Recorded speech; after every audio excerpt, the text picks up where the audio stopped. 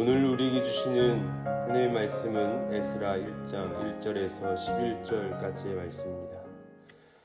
바사왕 고레스 원년에 여호와께서 예레미야의 입을 통하여 하신 말씀을 이루게 하시려고 바사왕 고레스의 마음을 감동시키매 그가 온 나라에 공포도 하고 조소도 내려 이르되, 바사왕 고레스는 말하노니 하늘의 하나님 여호와께서 세상 모든 나라를 내게 주셨고 나에게 명령하사 유다 예루살렘의 성전을 건축하라 하셨나니 이스라엘 하나님은 참 신이시라.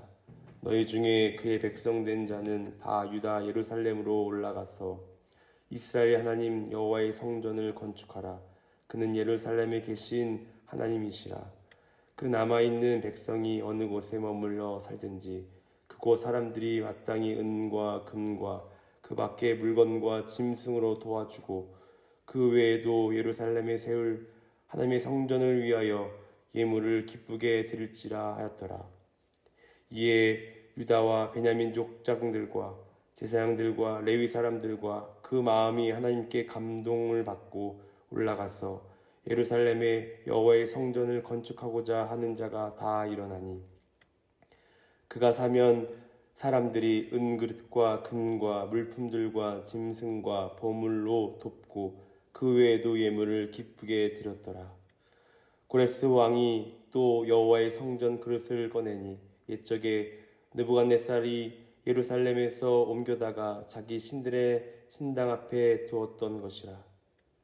바사왕 고레스와 창고지기 미드르닷에 명령하여 그 그릇들을 꺼내어 세워서 유다 총족 세스바갈에게 넘겨주니 그 수는 금접시가 30개요 은접시가 1000개요 칼이 29개요 금접시 30개요 그보다 못한 은접시가 410개요 그 밖에 그릇이 1000개이니 금, 은 그릇이 모두 5400개라.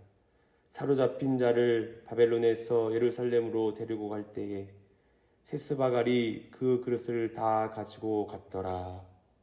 아멘. 하나님께서는 우리에게 주시겠다고 약속하시고 주시지 않는 것이 하나도 없음을 우리가 믿게 되죠. 물론 그 하나님의 약속을 의심할 때도 있지만 우리는 다시 한번 하나님이 약속하신 것을 모두 이루어 주신다는 믿음을 가지고 살아가고 있다는 것입니다.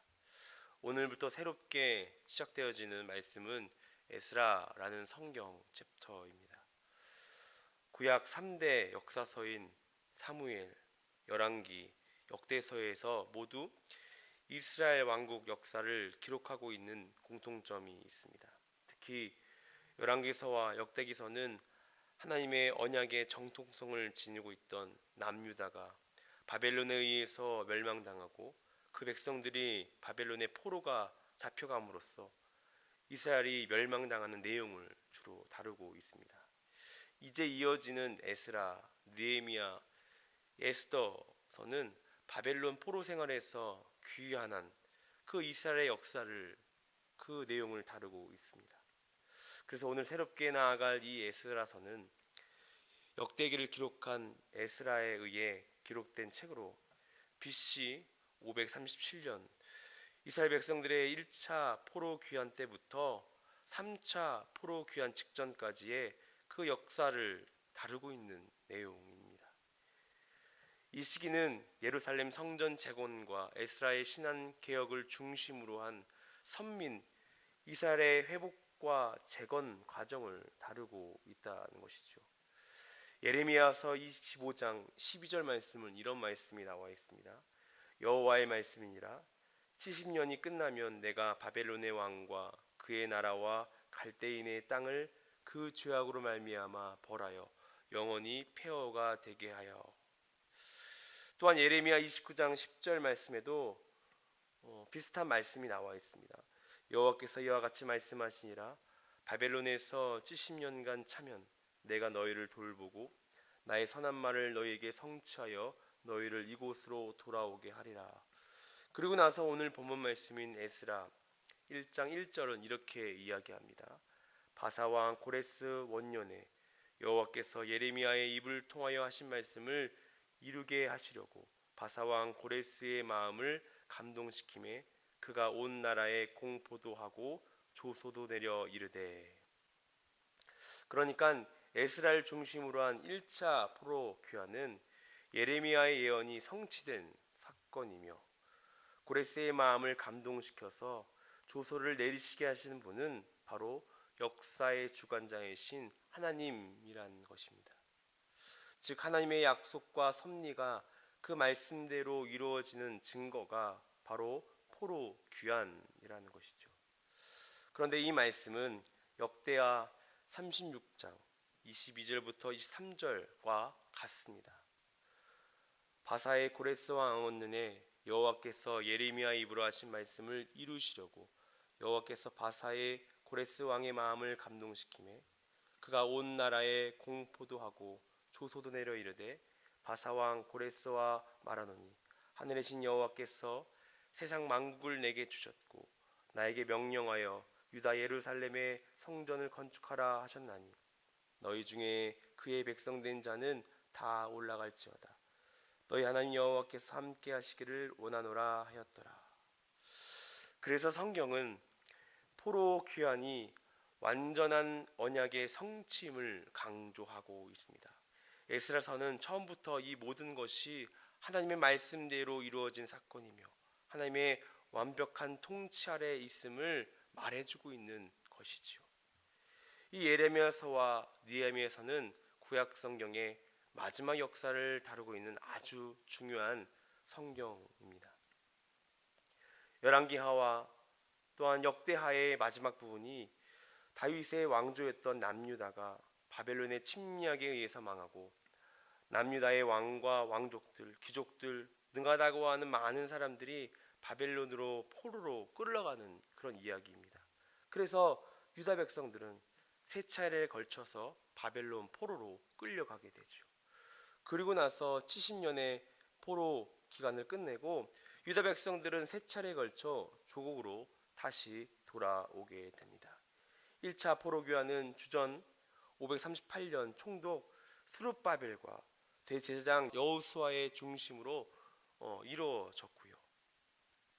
2차 포로 귀환은 주전 458년 에스라 중심으로 이루어지게 됩니다. 에스라 7장에 나오는 이야기입니다. 이때 미미한 이런 인원들이 돌아올 뿐이죠. 그리고 3차 포로 귀환은 주전 444년 느헤미야 중심으로 이루어지고 있습니다. 느헤미야서에 나오는 이야기죠. 이렇게 정리해보면 에스라서와 이 느헤미야서는 바벨론 포로 생활을 끝내고 조국으로 돌아온 유다 백성들이 무너진 이스라엘 성전과 성벽을 건축해가는 이야기라는 이러한 공통점을 가지고 있다는 것이죠. 에스라서에서는 전반부인 1장부터 6장까지는 에스라가 나오지 않습니다.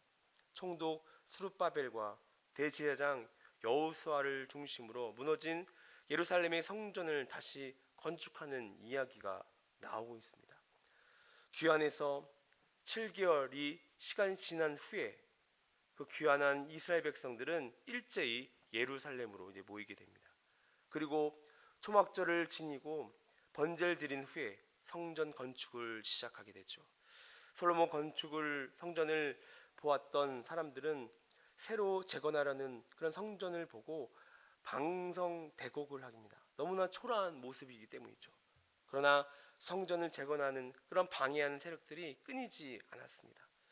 4장에 등장하는 대적들은 아수르의 그런 혼혈 정책을 잃어버렸다고 멸시를 받았던 이 사마리아 사람들이었습니다. 그들은 함께 성전을 건축하겠다고 했습니다. 그러나 그것은 말뿐이고 실제로 성전 건축을 방해하는 그런 세력들이었습니다. 이들은 방해 공작이 실패되자 고레스로부터 다레오 왕까지 뇌물을 주어 건축을 방해했고, 방백 르훔과 서기관 심세가 아닥사스 왕에게 그 친서를 올려 성전 건축을 중단하는 이러한 일들까지 행하게 됩니다. 그렇게 주전 520년까지 16년 동안 성전 건축이 중단됩니다. 그때 하나님께서 학개와 스가랴 선지자를 보내셔서 총독 스룹바벨과 그 여호수아의 백성들을 격려해서 성전 건축을 다시 시작하게 되는 것이죠. 그렇게 스룹바벨 성전이 주전 516년에 완성되는 것입니다. 그리고 나서 에스라가 등장한 것은 에스라서 7장부터 등장한 것입니다. 여러분, 에스라는 아론의 후손이기 때문에 제사장이죠. 2차 포로기한 때 학사 에스라가 지도자로 포로를 끌고 예루살렘으로 돌아왔습니다. 그때가 주전 458년 경이죠. 1차 포로기한 후 예루살렘 성전을 다시 짓고 꽤 많은 시간이 지났을 것입니다. 바벨론에서 예루살렘으로 돌아온 지 80년, 예루살렘 성전으로 다시 지은 지 58년 되던 해입니다. 여러분, 오늘 말씀의 묵상은요, 1절과 5절에 나와 있듯이 하나님께서 마음을 감동시켰다라는 것에 초점이 있습니다. 1절과 4절까지는 고레스의 마음을 감동시켜서 그가 내린 조서의 내용이고요. 5절부터 11절까지의 말씀은 포로로 잡혀 있었던 이스라엘 백성들의 마음을 감동시켜서 성전 건축을 위해서 그들이 헌신한 이야기에 대해서 나오고 있습니다.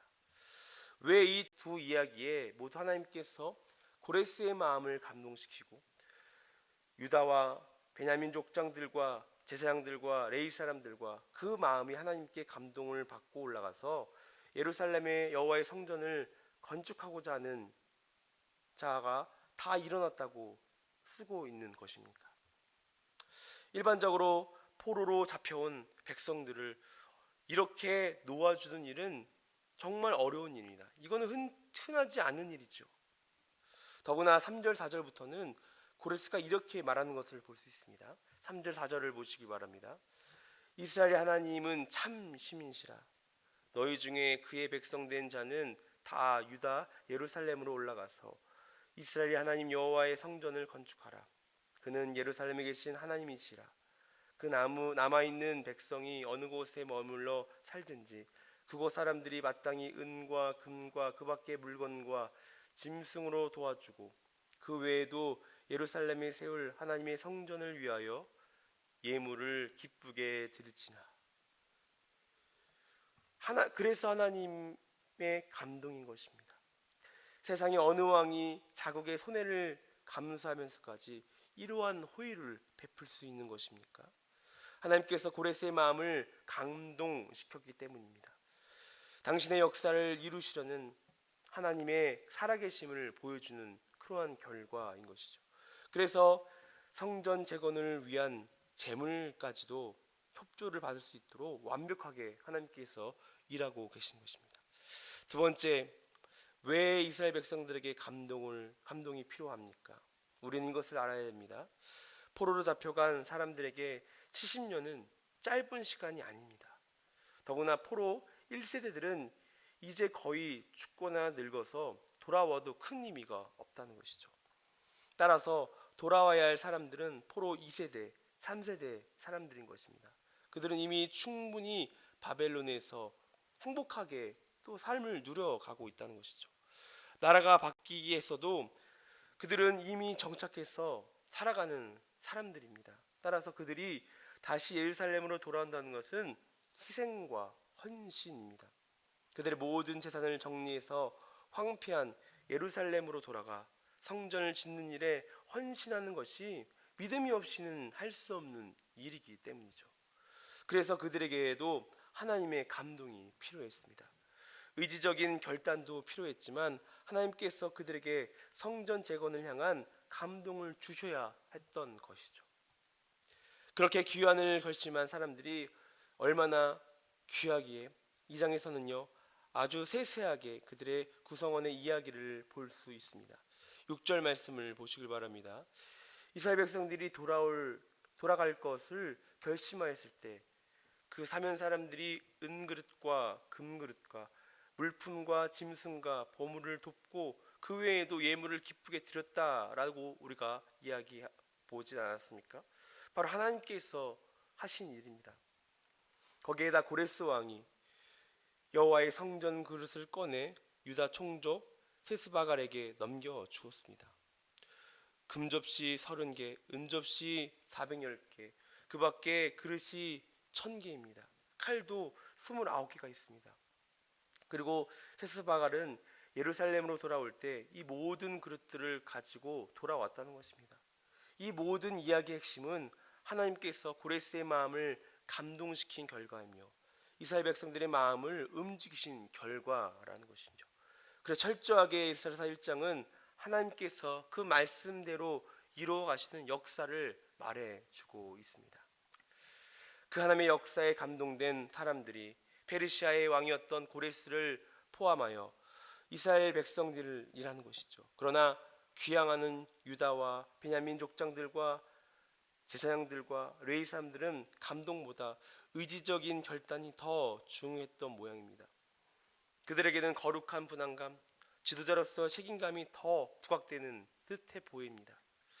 하나님의 감동과 함께할 지도자의 헌신과 결단이 돋보이는 부분입니다. 왜 그렇습니까?